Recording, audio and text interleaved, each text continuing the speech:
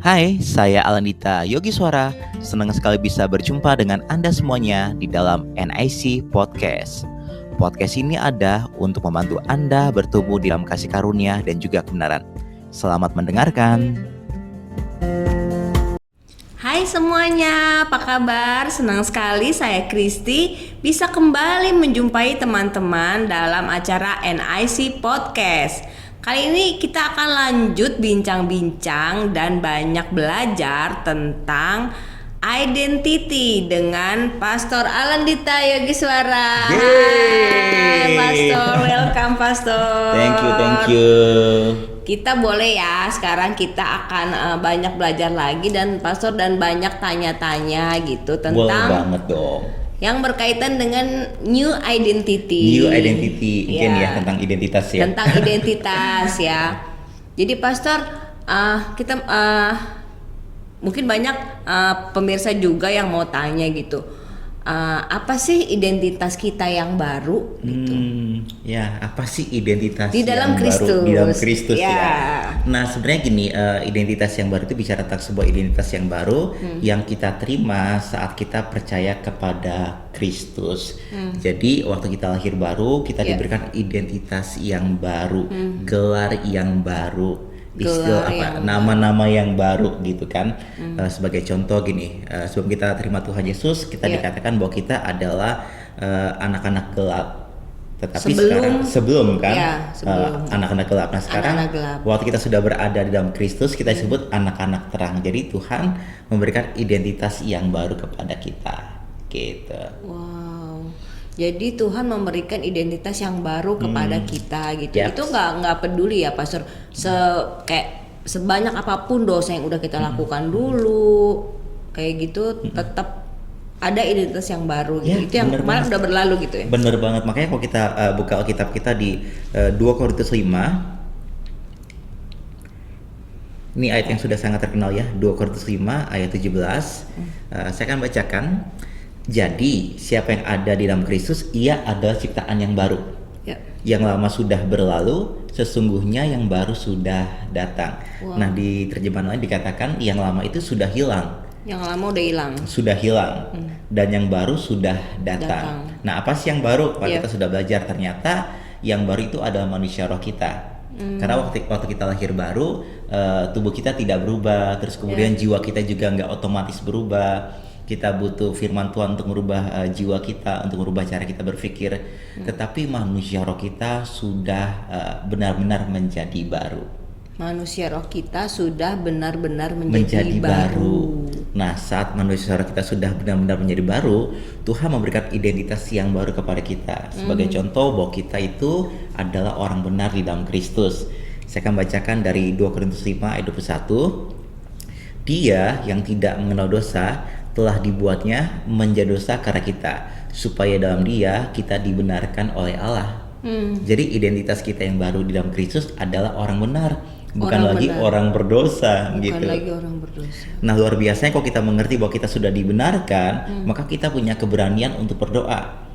Seperti dikatakan di Yakobus 5, doa orang benar bila dengan yakin didoakan sangat besar kuasanya. Jadi yang harus kita sadari, aku ini orang benar, bukan karena perbuatan aku ya, aku menjadi orang benar, tetapi karena aku menaruhkan iman kepada karya penebusan Kristus, maka dari itu aku dibenarkan. Nah, sebagai orang benar, aku akan berdoa. Nah, saat aku berdoa, doa aku itu besar kuasanya.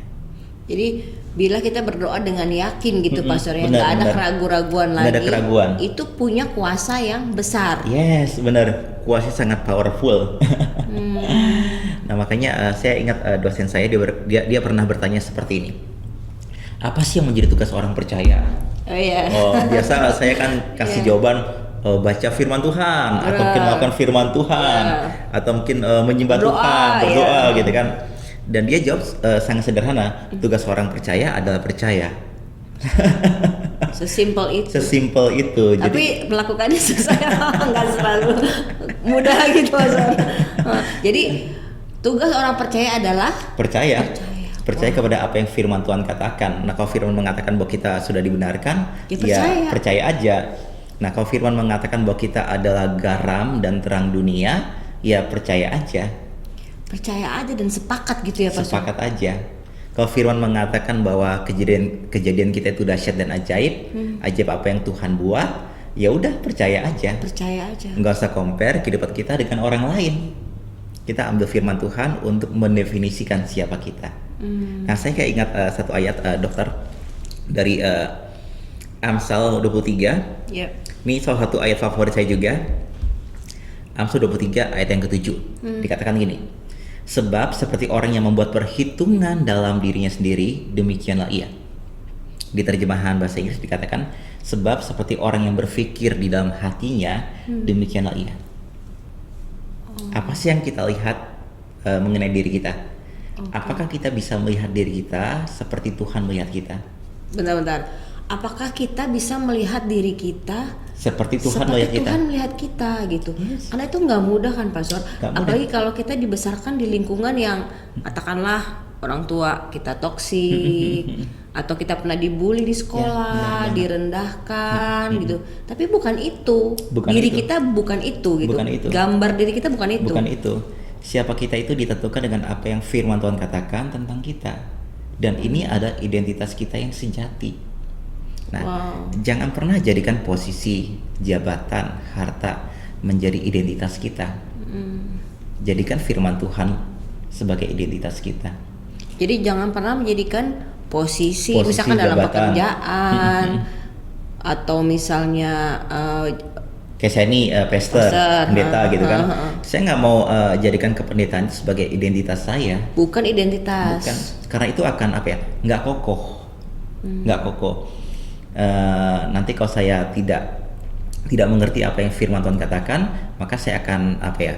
Memaksa orang untuk percaya kepada saya, dengarkan khotbah saya juga gitu. Kalau kamu nggak percaya kepada saya, kamu nggak taat, kamu nggak menghormati hamba Tuhan gitu kan.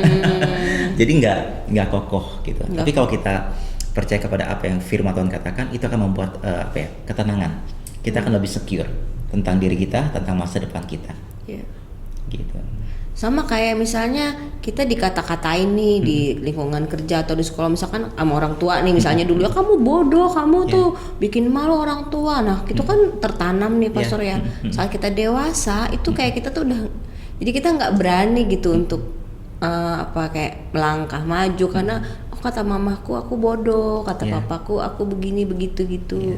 Itu bukan juga identitas kita. Gitu. Kita nggak kayak gitu ya Kita Pastor. bukan itu.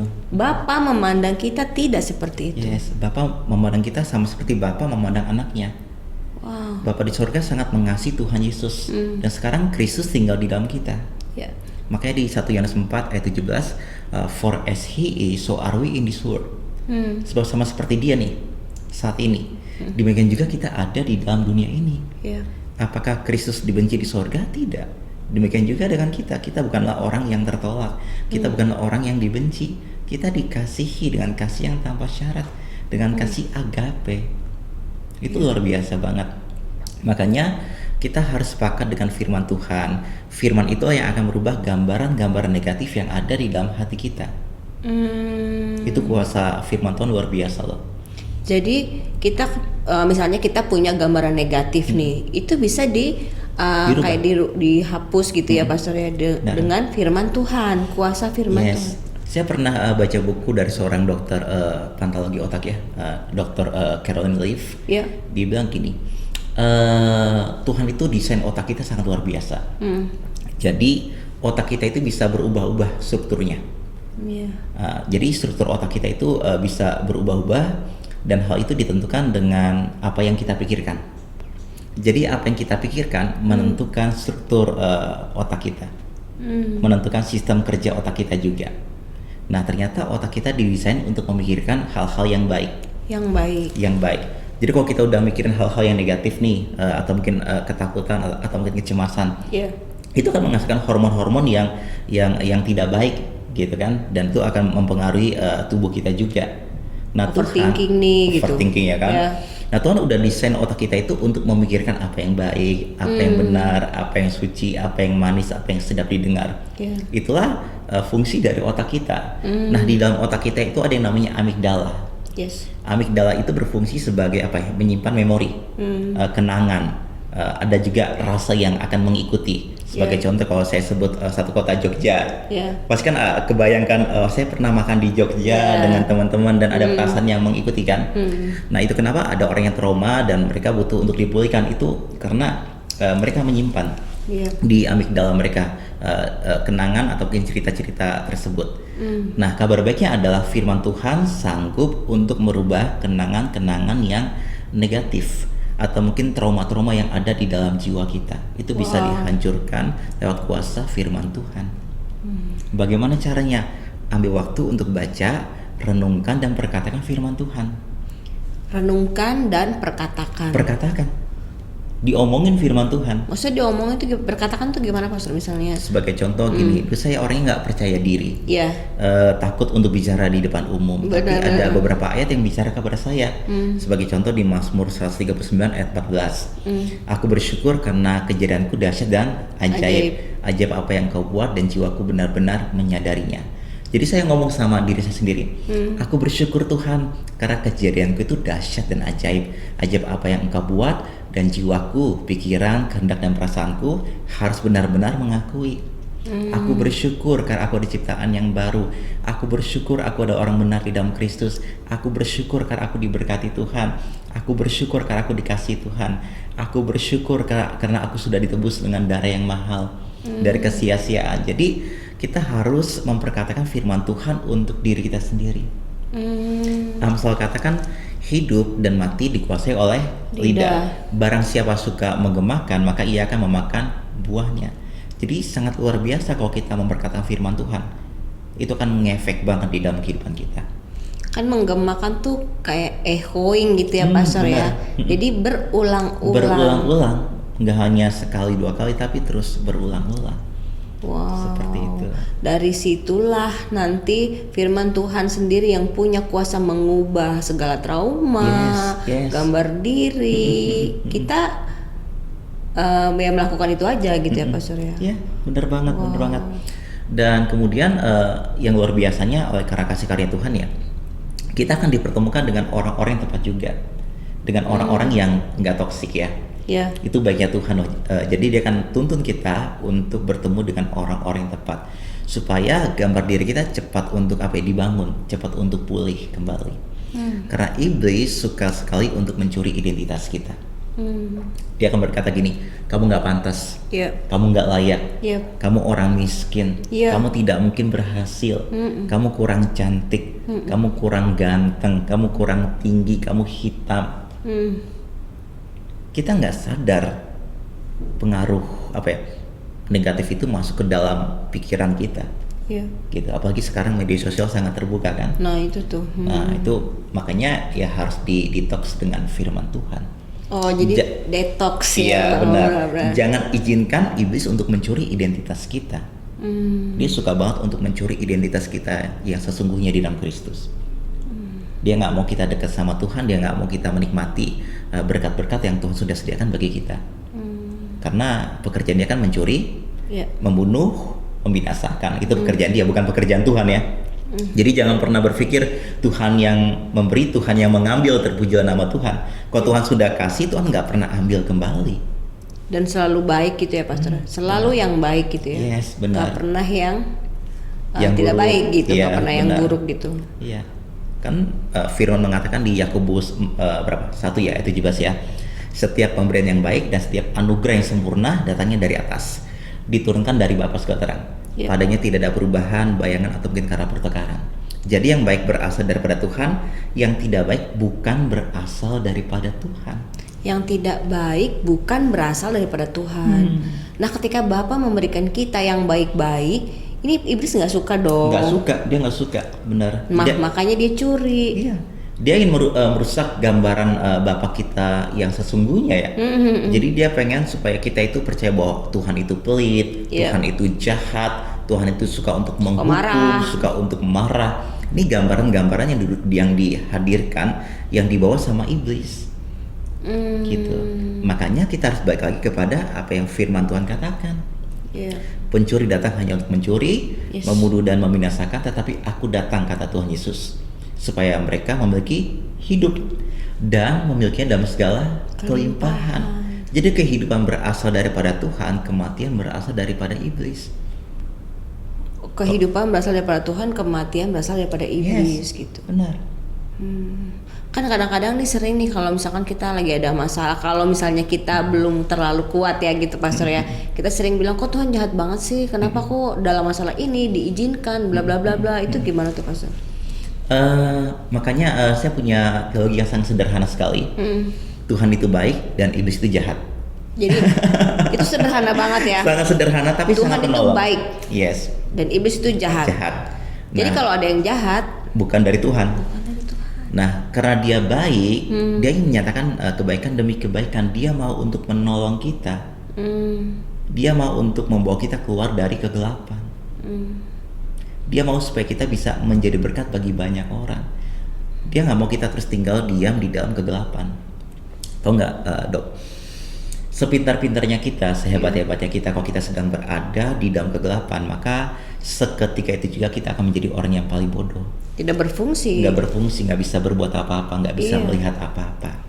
Gelap ya kan? Gelap banget gitu. Nggak bisa ngeliat apa-apa. Yes. Makanya saya akan bacakan firman Tuhan, ini bagus banget dari Kolose pasal yang pertama. Kolose pasal yang pertama ayat yang ke 13 dikatakan gini. Ia telah melepaskan kita dari kuasa kegelapan dan memindahkan kita ke dalam kerajaan anaknya yang kekasih. Tadinya kita berada di dalam kegelapan nih, tapi sekarang kita berada di dalam terang. Nah, tinggal di dalam terang itu paling enak. Kita bisa mengerjakan banyak hal, kita bisa berbuat banyak hal karena kita berada di dalam terang. Emptiness, kekosongan itu bukan berasal daripada Tuhan. Makanya ketika langit, bumi dan segala isinya diciptakan, dia berkatakan jadilah terang, maka terang itu jadi. Gitu. Nah terus ini Pastor, gimana caranya supaya kita tuh mengerti identitas kita yang baru gitu? Atau misalnya selain identitas juga gimana sih caranya? Karena Tuhan pasti punya purpose ya buat kita masing-masing gitu. Iya. Dan itu sangat luar biasa sih gitu. Itu gimana tuh caranya Pastor supaya kita ngerti nih gitu? Nah, sebenarnya panggilan hidup kita itu terhubung dengan identitas. Oke. Kita nggak bisa pergi jauh kalau kita tidak mengerti tentang identitas kita. Saya kan kasih gambaran gini. Suatu hari saya harus ke Jakarta. Nah, terus kemudian kan naik pesawat kan. Nah, di tempat check-in saya kebingungan. Kenapa? Karena KTP saya nggak ada. Gitu. Orang udah pada nunggu saya bongkar tas, gimana KTP saya jatuh kemana gitu kan. Dan puji Tuhan KTP saya nggak ada, tapi ada SIM saya. Jadi SIM saya ini pengganti KTP saya. Nah, saat saya memberikan identitas saya diizinkan untuk masuk pesawat dan diizinkan untuk terbang. Banyak orang itu tidak bisa masuk ke dalam kerajaan Allah, menikmati berkat-berkat Tuhan karena mereka tidak tahu identitas. Banyak orang tidak bisa diangkat tinggi, nggak bisa terbang tinggi. Kenapa? Karena mereka nggak tahu identitas mereka di dalam Kristus. Mereka melihat diri mereka seperti apa yang dunia melihat tentang mereka. Mereka percaya kepada dusta dari dunia atau dusta dari iblis. Gitu. Makanya tujuan hidup kita itu terhubung dengan identitas kita. Kalau kita mengerti identitas kita, maka kita akan dengan mudah mengerti tujuan hidup kita di dalam Tuhan ya. Seperti itu. Nah, di dalam Yohanes 6 ayat 63 ini ada ayat yang sangat bagus. Rohlah yang memberi hidup, daging sama sekali tidak berguna. Perkataan-perkataan yang kukatakan kepadamu adalah roh dan hidup. Jadi untuk kita bisa mengerti identitas kita, cari tahu apa yang firman Tuhan katakan tentang kita. Karena perkataan-perkataan Tuhan itu adalah roh dan kehidupan. Dia akan mengangkat kita. Salah satu ciri firman Tuhan itu apa ya? Mengangkat. Lift up gitu ya. Mengangkat. Apalagi waktu kita dapat pengertian ya, itu kayak boom, kayak diangkat gitu kan. Makanya benar banget yang dikatakan di Roma 10:17. Jadi iman timbul dari apa? Pendengaran, dan pendengaran oleh firman Kristus. Semakin kita mendengar tentang Yesus, tentang apa yang dikerjakan, iman kita akan timbul, iman kita akan bangkit. Sehingga kita bisa mengerti identitas dan juga calling atas kehidupan kita. Oh gitu, oke. Jadi yang pertama supaya kita bisa mengerti identitas dan tahu purpose kita, satu nih kita kokoh dulu dalam identitas gitu. Identitas, bener banget. Dan itu kokohnya tuh otomatis dong dari firman itu sendiri. Firman. Banyak kisah menarik di Alkitab ya, bagaimana Tuhan itu harus berhubungan dengan identitas, baru kemudian dia kasih tahu tujuan hidup seseorang. Sebagai contoh, benar. Musa. Ya. Ketika dia berada di tanah Midian, dia hanya mengembalakan beberapa ekor kambing domba. Yes. Yang penting mertua senang, ya udah cukuplah buat dia. Tetapi suatu hari di Keluaran 3 sampai Keluaran pasal yang keempat, dua pasal ini sangat bagus banget. Musa berjumpa dengan Tuhan. Dan Tuhan bicara sama dia, memperkenalkan siapa dirinya. Tuhan berkata, akulah Allah Abraham, Ishak dan Yakub. Dan singkat cerita, akhirnya Tuhan mengutus Musa untuk menjadi seorang pemimpin bagi bangsa Israel. Musa berkata gini sama Tuhan, Tuhan, aku nggak sanggup. Tuhan, aku nggak pandai bicara. Aku ini gagap. Aku nggak pandai untuk ngomong. 5 kali itu Musa kayak nggak percaya sama Tuhan, atau mungkin kayak menyangkal lah. Tetapi kabar baiknya Tuhan nggak menyerah dengan Musa. Wow, sabar banget. Sabar banget. 5 kali Musa menolak, 5 kali juga Tuhan mengencourage, membangun gambar diri Musa yang sesungguhnya. Karena Tuhan bisa melihat apa yang kita tidak lihat. Musa melihat bahwa di dalam diri Musa itu ada 5 kitab: Kejadian, Keluaran, Imamat, Bilangan, Ulangan. Dia bisa melihat masa depan kita, kan dia Alfa dan Omega kan. Dia lihat di dalam diri Musa ada 5 kitab yang harus dikeluarkan. Dia melihat bahwa Musa ini ada seorang pemimpin yang hebat, yang bisa membawa bangsa Israel masuk ke tanah perjanjian. Itu luar biasanya Tuhan. Jadi yang Tuhan bereskan adalah identitas diri Musa. Sama juga dengan Gideon, ketika bangsanya diserang, dia takut kan, dia ngumpet, tapi Tuhan berkata kepada Gideon, hai engkau pahlawan yang gagah perkasa. Padahal dia takut loh, tapi Tuhan berkata, engkau ini adalah pahlawan yang gagah perkasa. Jadi harus tahu dulu identitas, maka kita akan mudah untuk mengerti panggilan hidup Tuhan atas diri kita. Bahkan orang seperti Musa aja, Tuhan perlu meyakinkan gitu ya, Pastor, benar. Berulang-ulang gitu. Gideon juga, tapi akhirnya karena mereka sepakat dan taat, ketemulah gitu. Dan bahkan Tuhan Yesus juga sama juga, luar biasanya. Ingat gak waktu Tuhan Yesus dibaptis oleh Yohanes Pembaptis? Kedengaran suara dari sorga kan, ada pengakuan dari Bapaknya, inilah anakku yang kukasihi, kepadanya aku berkenan. Nah, saat Tuhan Yesus mendengarkan identitas yang sesungguhnya di pasal yang keempat di Matius 4, saat dia dicobai oleh iblis, dia bisa menang. Jadi saat kita mengerti identitas, kita bisa berkuasa atas iblis, atas tipu daya, atau mungkin atas kebohongannya yang iblis tawarkan kepada kita. Makanya identitas itu kayak akar, kayak dasar banget untuk kita bisa mengerti panggilan Tuhan atas kehidupan kita. Ya, jadi yang tadi kayak Pastor bilang itu, yang pertama kita ngerti dulu identitas kita nih siapa di dalam Tuhan gitu ya. Setelah kita kokoh, pasti ketemu sendiri ya purpose-nya gitu. Tuhan akan pimpin step by step. Seringkali kan orang kan pengen cepat-cepat ya. Aku pengen menjadi seorang pastor yang diurapi, aku pengen menjadi penyanyi yang diurapi gitu kan. Tapi kita nggak suka dengan perjalanannya. Kita nggak suka dengan prosesnya gitu. Nah, padahal Tuhan kan pengen mengajarkan kita step by step. Gitu, sama seperti pohon bambu kan, dia kan nggak otomatis tumbuh ke atas kan, butuh waktu bertahun-tahun untuk dia tumbuh ke dalam gitu, mengakar kuat, supaya ketika ada angin, ada badai, dia tetap kokoh, dia nggak tumbang. Seperti itu. Jadi nggak ada yang instan gitu, Pastor ya. Perlu proses itu. Nah, selama proses itu ya kita harus memang enjoy aja. Enjoy aja, karena tujuan keselamatan kan hubungan ya. Kita diselamatkan untuk punya hubungan. Nah, kalau kita punya hubungan yang baik bersama dengan Tuhan, kita akan menikmati waktu-waktu kita bersama dengan Tuhan. Gitu, kita tidak akan dibawa terlampau cepat atau mungkin terlampau lama ya. Kairosnya Tuhan itu sangat tepat ya. Selalu tepat gitu, Pastor. Tidak ada yang terlalu cepat, juga tidak terlalu lambat. Benar. Wow, keren. Keren ya, Pastor. Kalau gitu Pastor, ada nggak pesan untuk teman-teman yang mungkin saat ini masih belum tahu gitu identitasnya siapa, masih insecure, masih banyak trauma-trauma atau belum menemukan purpose-nya? Silakan Pastor.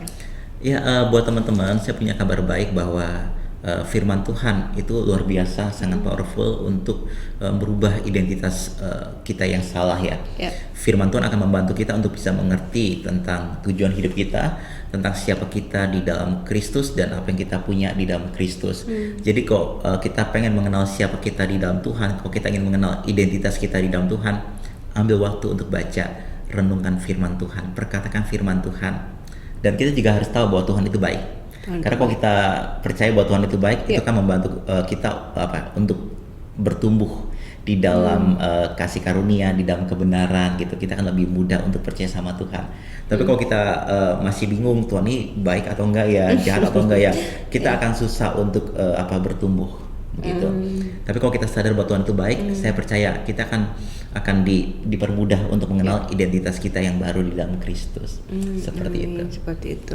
Jadi yang sederhana aja, Tuhan itu baik dan oknum itu jahat, iblis itu jahat gitu ya. Iblis itu jahat. Iblis itu jahat. Ya, jangan pernah berpikir bahwa iblis itu baik enggak, dia jahat banget. Dia jahat banget. Jadi nggak ada yang baik, nggak ada yang baik di dalam dirinya, dan dia tidak akan pernah bersukacita karena di dalam dirinya tidak ada sukacita. Oh iya, benar.